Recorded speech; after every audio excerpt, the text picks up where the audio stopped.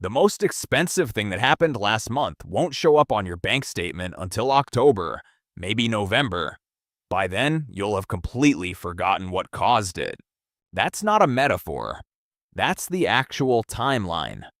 One event overseas has set off 5 separate shocks moving toward your wallet, each one bigger than the last, each one disguised as something else by the time it gets to you. Here's how you'll actually feel the first wave. It won't be a crisis. It'll be a Thursday night. You check your bank account. The number is lower than it should be. No obvious culprit, just a vague sense that money is moving faster than it used to. That feeling isn't paranoia. That's the first wave doing what it was always going to do. Quietly, in the background. Today I'm going to show you all 5 waves, when each one hits, and exactly what to do before they arrive. Wave 1. Gas, the one you can already see. The national average hit nearly $4 a gallon this week, up almost $1 from last month. California is over $5.50. But here's what most people don't understand. The real story is diesel. Diesel powers the 18-wheelers, the refrigerated trucks, the entire supply chain of America. Every cent diesel goes up, the cost of everything it moves goes up. $1 per gallon increase in fuel prices removes roughly $150 billion from the economy. The average household will spend $500 to $800 more on fuel this year. This wave has already arrived. You're already feeling it, but it's not the biggest one. Wave 2. Groceries. Already in motion. You just can't see it yet. Refrigerated trucks deliver everything perishable on a schedule that doesn't allow for stockpiling. When diesel rises, freight carriers pass that increase through within 30 to 60 days.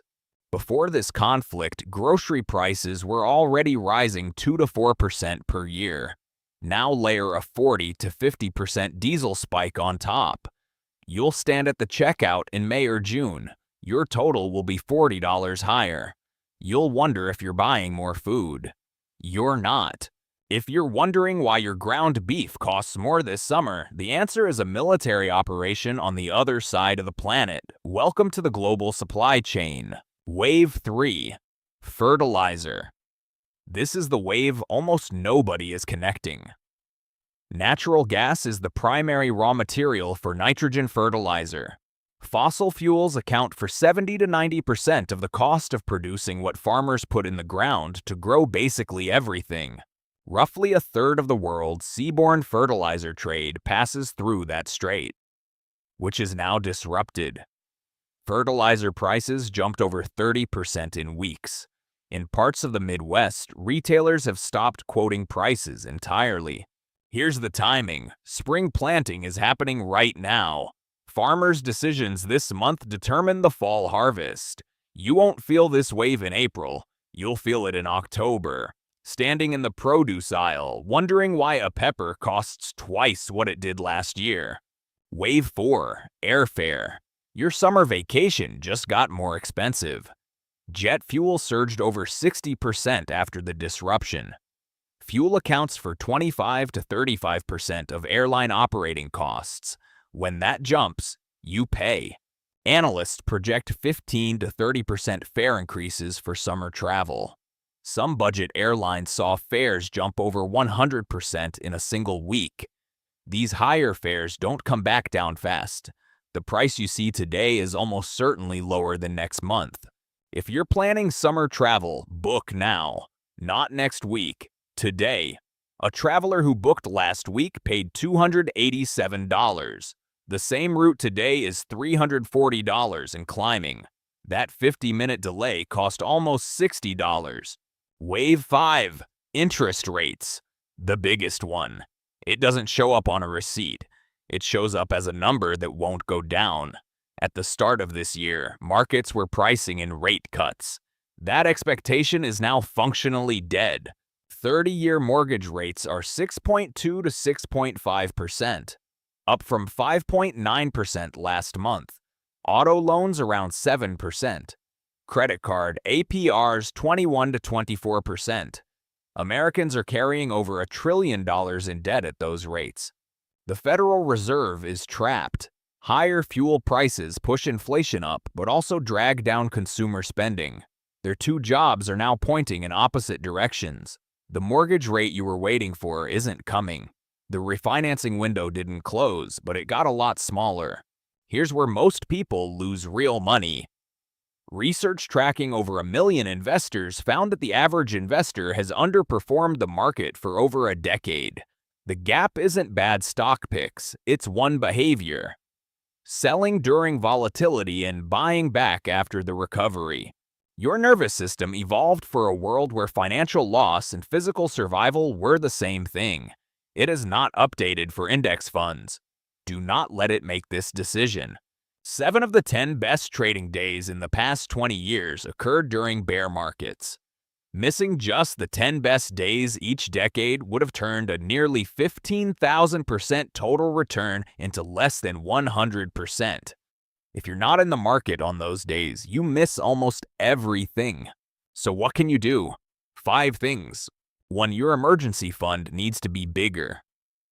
Nearly half of Americans can't cover a $1,000 emergency. High-yield savings accounts are paying 4 to 4.5% right now. There's no reason not to do this today. 2. If you're carrying credit card debt at 22%, attack it. Paying it off is a guaranteed 22% return tax-free. You cannot buy that return anywhere. 3. Do not stop your investment contributions. Do not touch your existing investments. The instinct to move to cash is the most expensive mistake you can make. Keep automated contributions running. Set them. Walk away. 4. Book summer flights now, not next week. The increases haven't fully landed yet. 5. Audit your energy exposure. Long commute? That math just changed. Small business moving physical goods? Renegotiate freight contracts now. Let me show you how this plays out. Meet Maya. Teacher. $55,000 salary. $3,000 savings. She saw gas prices go up. She started carpooling. She cut a subscription. She booked her summer flight early. She looked at her investments once. They were down. She closed the app and went back to cooking. She didn't panic. Now meet Ryan and Jess. Combined $90,000, $2,000 savings, $4,000 credit card debt at 22%. They saw gas prices go up. They told themselves it's annoying but manageable. They haven't changed anything. They haven't booked their trip. They're still carrying that debt. Both households will be fine, but one will spend the rest of this year wondering why everything keeps getting more expensive, paying more for that flight, carrying that debt longer. The difference isn't income or luck. It's paying attention slightly earlier. Quick recap. Wave 1, gas, already here. $500 to $800 more per household. Wave 2, groceries, 30 to 60 days out. Your grocery bill is about to get $40 to $80 higher per month. Wave 3, fertilizer, the invisible timer. Produce prices spike in October. Wave 4, airfare. Book this week. Prices are climbing 15 to 30%. Wave 5, interest rates. The mortgage rate you were waiting for isn't coming. Your credit card debt just got more expensive. The investing trap. Do not sell. Do not stop contributing. The worst days are almost always followed by the best days. The households that come through economic shocks in better shape are never the ones who earn the most. They're the ones who adjusted earliest, who looked past the gas station sign and saw the whole storm coming. Who did 5 boring things while everyone else was filing it under annoying but manageable? Most people will spend the rest of this year confused about why everything keeps getting more expensive. You just spent 20 minutes understanding exactly why. The only question is whether that understanding turns into action. If this video helped you see what's coming, hit that like button and subscribe for more videos about what's actually happening to the economy, not the noise, the signal. Now drop a comment. Which of these 5 waves are you already feeling? Gas, groceries, summer travel, be specific. I raid them. I'll be in there. Thanks for watching. See the waves before they hit. Adjust before you have to. See you in the next one.